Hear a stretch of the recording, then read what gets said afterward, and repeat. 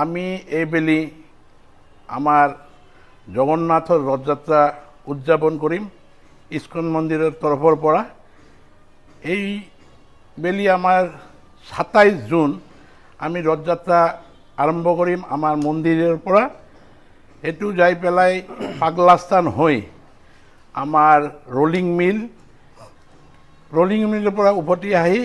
আমার 7 দিনের কারণে আমি এই প্রগতি ভবনত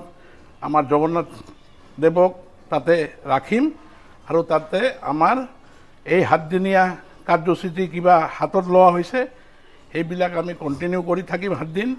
ইয়াৰ পাছত 5 জুলাই আমি আমাৰ জগন্নাথ বলভদ্ৰ আৰ সুভদ্ৰা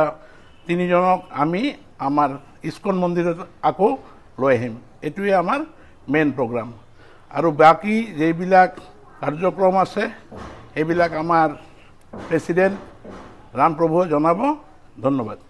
নীলাচল নিবাসয় নিতায় পৰমাত্মনি বলভদ্ৰা সুভদ্ৰা ভম শ্ৰী জগন্নাথেই নমঃ শিল প্ৰভুপাদ কি আমি সকলোৱে জানো এতিয়া আমাৰ পুৰী ধামত বিৰাজমান হৈ আছে জগন্নাথ বলদেৱ সুভদ্ৰা মহাৰাণী তো যোৱা বছৰৰ দৰে জগন্নাথ আমাৰ ইয়াত আহিব আমাৰ বঙাইগাঁৱৰ ৰাস্তাত উলিয়াব আৰু সকলোকে দৰ্শন দিব